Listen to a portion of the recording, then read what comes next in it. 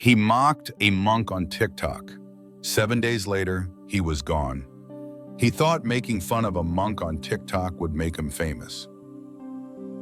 7 days later, Jake Martinez disappeared from social media forever. Not because he died, but because he discovered something that completely shattered his understanding of respect, humility, and the hidden power of those we mock. Everyone's so sensitive, but Marcus shook his head. When did you become this person, Jake? The Jake I knew had a heart. Day 5, Jake's follower count started dropping. Not slowly, rapidly. Comments on his old videos changed. This isn't funny anymore. You're actually kind of cruel. Unsubscribing.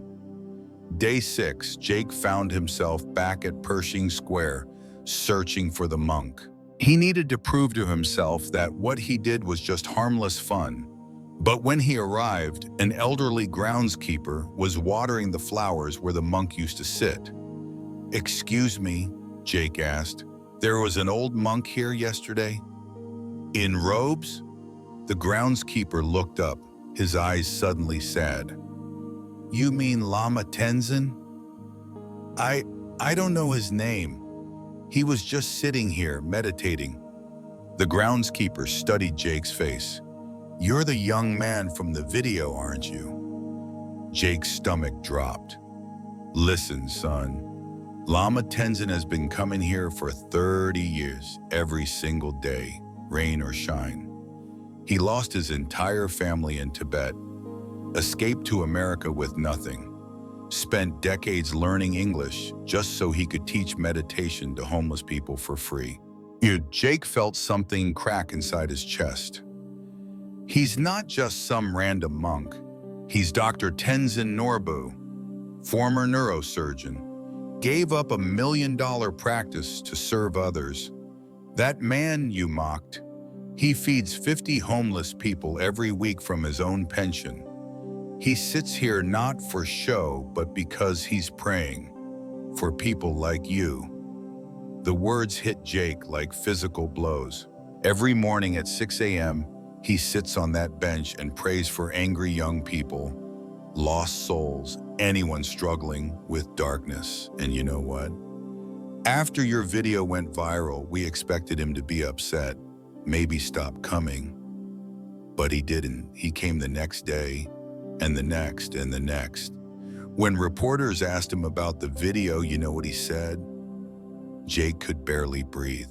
He said, "That young man is suffering greatly. I pray Buddha helps him find the compassion his heart truly seeks." Jake's world collapsed. This man, this incredible, selfless human being, had responded to mockery with prayer, to cruelty with compassion, to humiliation with forgiveness. Day 7, Jake sat alone in his apartment, staring at his phone. His follower count had dropped to 800,000.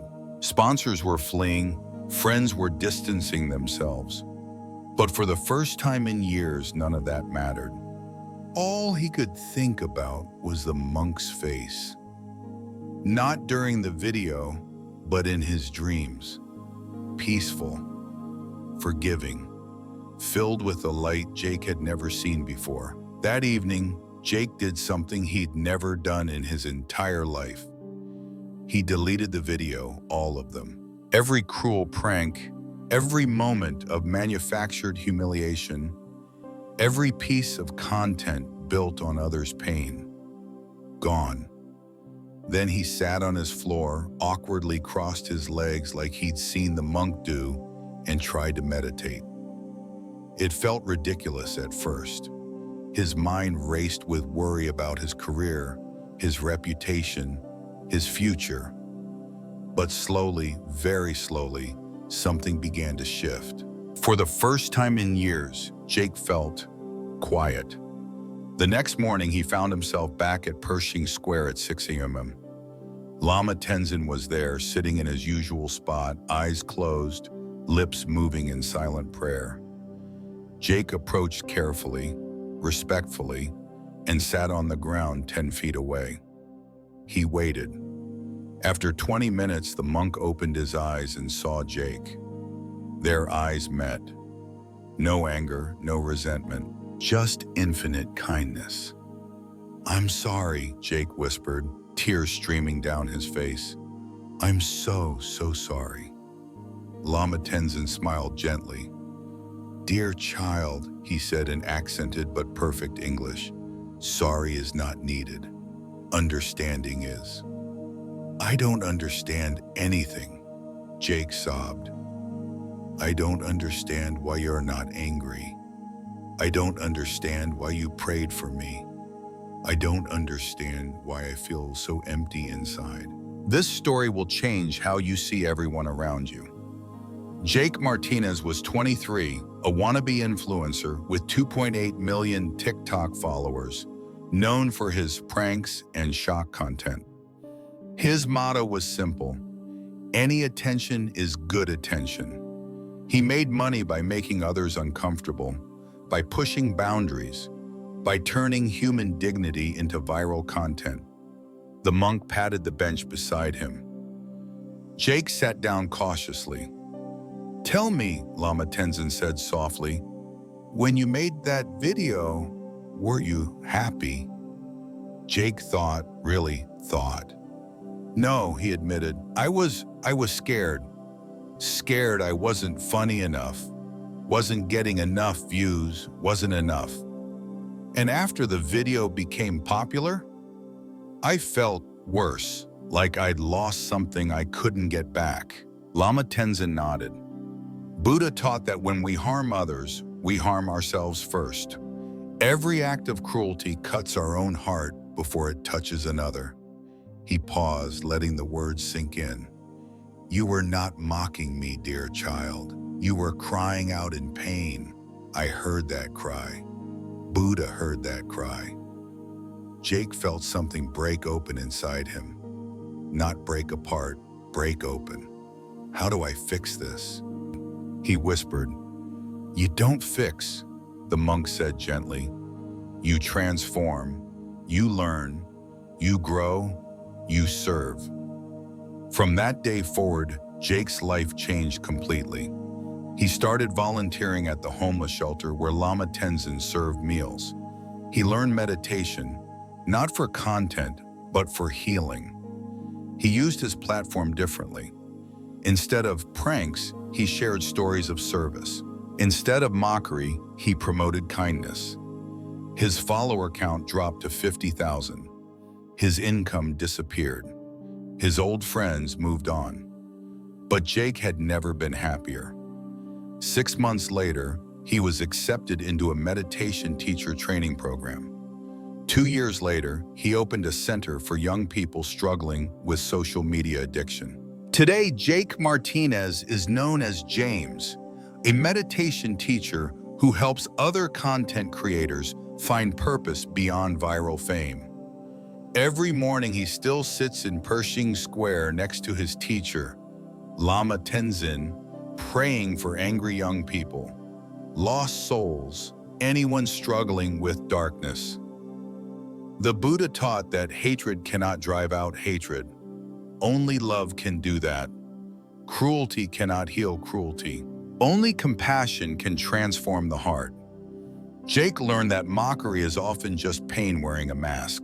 When we attack others, we're usually attacking the parts of ourselves we cannot accept. The monk he mocked wasn't his enemy, he was his mirror. Lama Tenzin saw through Jake's performance to the scared young man beneath, desperate for approval, hungry for meaning, lost in a world that rewards cruelty with clicks. In Buddhism, we call this right view, the ability to see beyond surface actions to the suffering that drives them. When someone is cruel to you, ask yourself, what pain are they carrying? What fear are they hiding? What love are they desperately seeking? This doesn't mean accepting abuse. It means responding with wisdom instead of reaction. Lama Tenzin could have been angry. He could have called security. He could have shamed Jake publicly. Instead, he chose the most radical response possible: prayer. He prayed for his mockers' happiness. He prayed for his mockers' peace. He prayed for his mockers' awakening. And those prayers changed everything. How many people in your life are crying out in pain through cruelty? How many mockers are actually seekers in disguise? And perhaps most importantly, when was the last time you responded to attack with compassion, to mockery with prayer, to hatred with love? Jake's story reminds us that we all have the power to break cycles of harm. Every moment of mockery is an opportunity for mercy. Every act of cruelty is a call for compassion.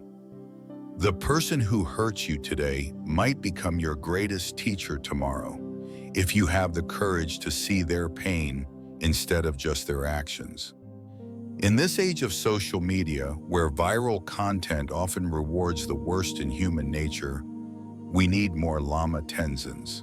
On a sunny Tuesday afternoon in downtown Los Angeles, Jake spotted an elderly Tibetan monk sitting peacefully in Pershing Square. The monk was maybe 70 years old, wearing traditional maroon robes, reading from an ancient text, completely absorbed in meditation. Jake's eyes lit up. This was content gold. People who respond to mockery with meditation. People who answer cruelty with kindness. People who see beyond the performance to the pain.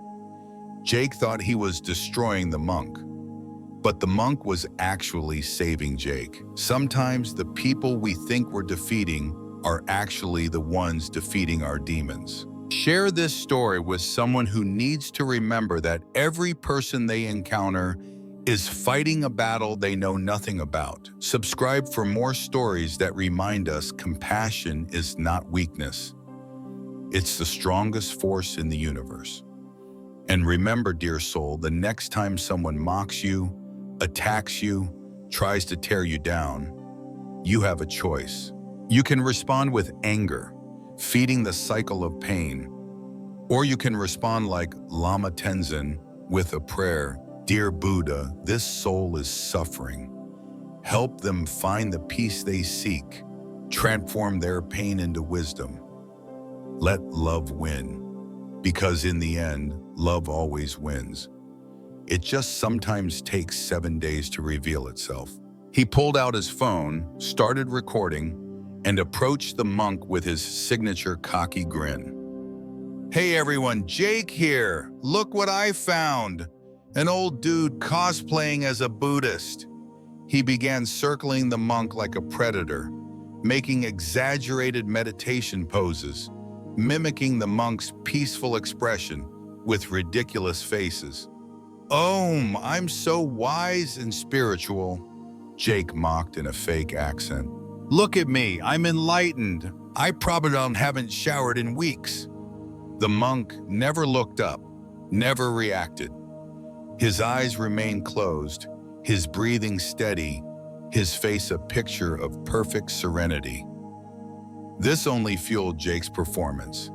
Yo, Grandpa, Earth to Buddha, your meditation broke or something. Whoosh, Jake waved his hands inches from the monk's face, made loud noises, even pretended to steal the monk's prayer beads.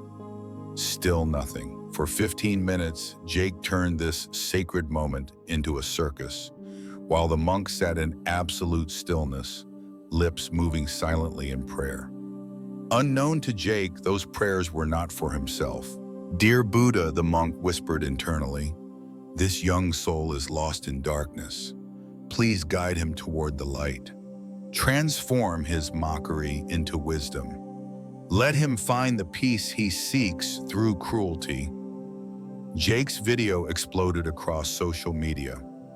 5 million views in 12 hours, comments poured in by the thousands. LMAO, this is hilarious. That monk is so fake, good call out. Jake, you're a savage. But something strange began that very night. Jake couldn't sleep. Every time he closed his eyes, he saw the monk's peaceful face. Not angry, not hurt, just compassionate.